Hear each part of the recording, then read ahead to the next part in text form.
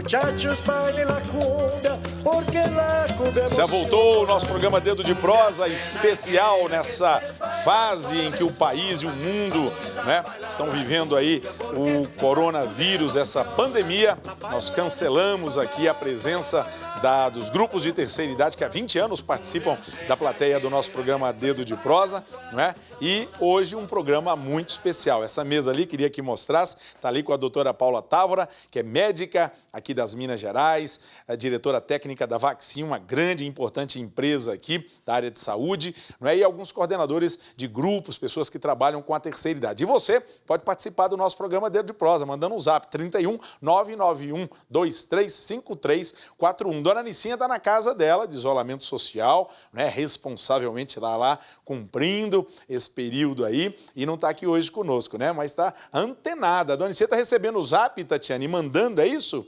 Vamos ver aí o que ela já mandou para nós pelo WhatsApp? Olá, gente que faz esse programa Dedo de Prosa. Eu sou o Antônio e estou assistindo com minha esposa Irene. Gostamos muito de vocês. Um grande abraço a todos. Somos do Paraná. Olha que chique. Aê, Dona Nicinha, um abraço carinhoso, viu? Dona Nicinha é figura bacana demais. Daqui a pouquinho, já nesse bloco, nós vamos começar com as perguntas que alguns coordenadores, amigos nossos que participam dos encontros do Dedo de Prosa, das viagens do Dedo de Prosa, mandaram para nós através do WhatsApp. Já a gente começa, mas antes eu quero que a doutora Paula... nós vamos mostrar uma tela aí de uma revista de 1918. A doutora Paula me mandou isso pelo WhatsApp, eu achei interessante mostrar. É uma publicação que, em 1918, já fazia um alerta sobre o influenza. Isso, quando a gente foi acometido pela gripe espanhola, que matou aproximadamente 30 milhões de pessoas no mundo, e a gente achou um registro. Olha que bacana. De conselhos à população, que é mais ou menos o que nós estamos vivendo agora, e o que chama atenção é a semelhança das recomendações, né? De uma revista de 1918, recomendando ali o que evitar, né? Não fazer visitas, o isolamento social está aí, Pois em 1918. Presta atenção, né? Você, principalmente você que está na terceira idade, é idoso, não é? E às vezes está resistente em fazer o isolamento social. O que é isso? É não receber o neto, é não receber o filho, a filha, não é? Ficar isolado para evitar que essas pessoas levem o coronavírus até você. Por exemplo, o meu pai tem enfisema pulmonar. Se ele contrair, for contaminado com o coronavírus, o que acontece com ele, doutora Paula? Bom, ele já tem as vias aéreas respiratórias comprometidas, né? Pelo enfisema, que é uma doença pulmonar obstrutiva crônica. O vírus, ele tem uma capacidade de penetração e ir diretamente dos seios nasais ou da orofaringe para os brônquios. Esses brônquios, eles vão ficar com mucos. Sim. E ele vai ficar com uma dificuldade de inspiração e expiração, complicando o quadro de enfisema dele, que já é uma dificuldade do esvaziamento da câmara de ar pulmonar dele. Então, ele vai ficar com um colapsamento, uma dificuldade respiratória. Sim. Vai necessitar de ventilação mecânica e fazendo desse quadro complicado e com várias necessidades de antibióticos, porque possivelmente ele vai evoluir para uma pneumonia complicada, viral ou bacteriana, e o quadro é gravíssimo. Então, a gente tem que realmente poupar esses idosos da exposição, o risco está aumentado.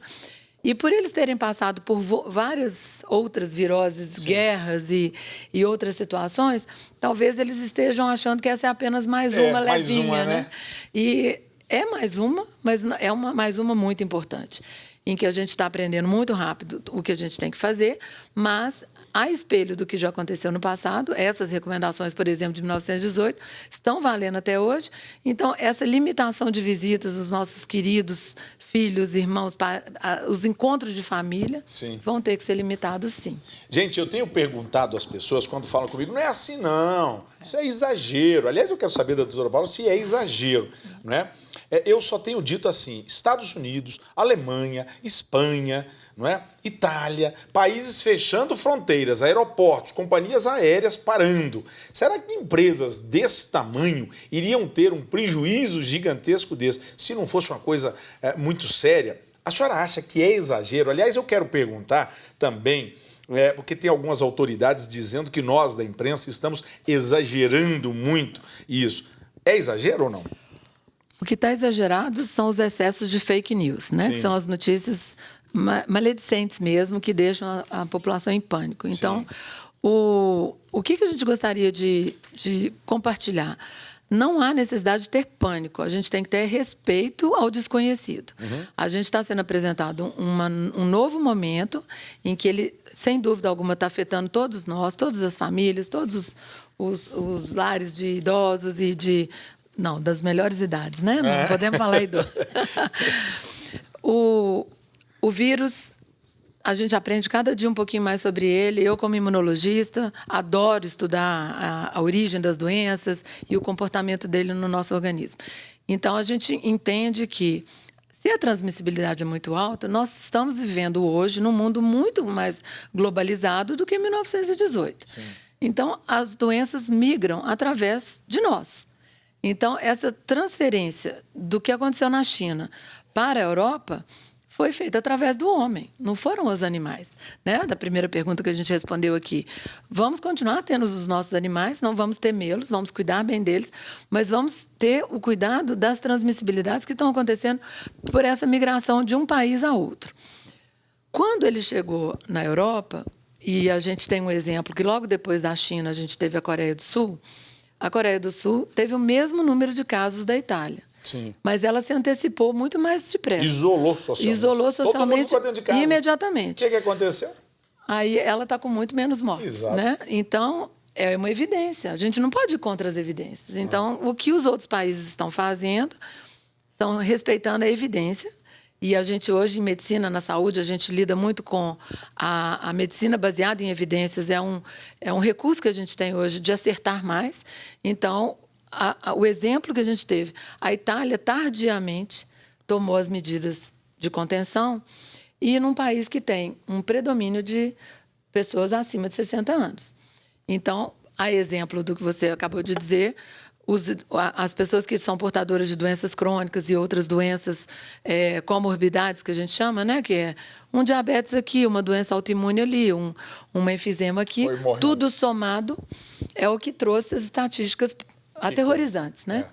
E eu estou acompanhando diariamente e respeitando muito as decisões. Eu acho que as decisões de isolamento são corretas. Muito bem. Isso não é para propor pânico, é para a gente respeitar. Passar por isso de maneira mais tranquila, isso, como a Coreia passou. E aceitar, exatamente, porque nós vamos ter mais sucesso. Vera Freitas é de Ibirité. Tem uma pergunta para a doutora Paula. Então, lá em Ibirité não tem nenhum caso, né, comprovado, mas a Secretaria de Saúde já tomou todas as medidas também, já suspenderam as aulas, todos os grupos estão suspensos, né?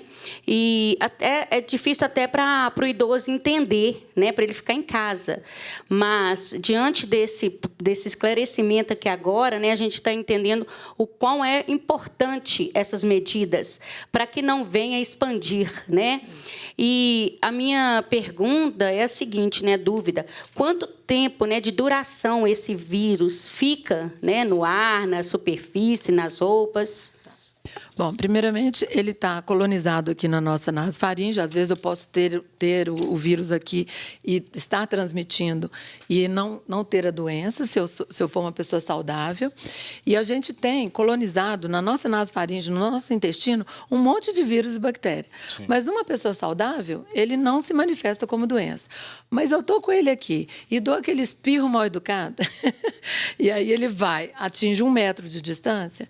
Então, a gente coloca ele numa superfície, aí vamos dizer que seja um metal ou que seja uma superfície lisa, ele vai viver ali pelo menos umas 9 horas.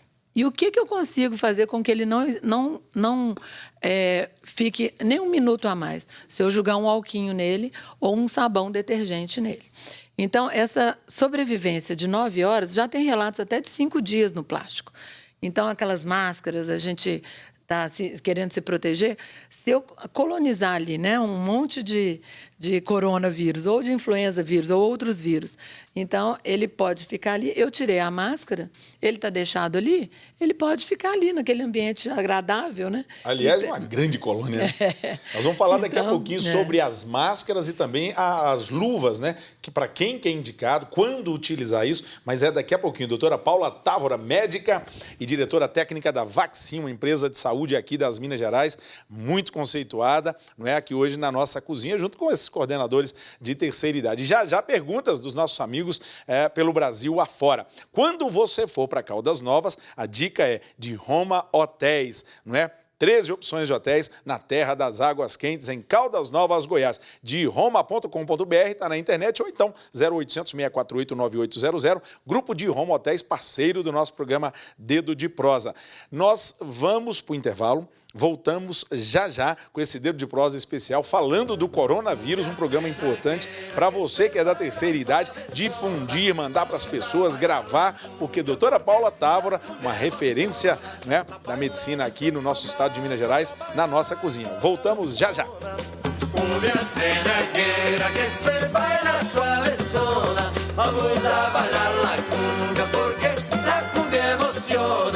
Muchacha, prenda la vela, porque la cumbia emociona. Cumbia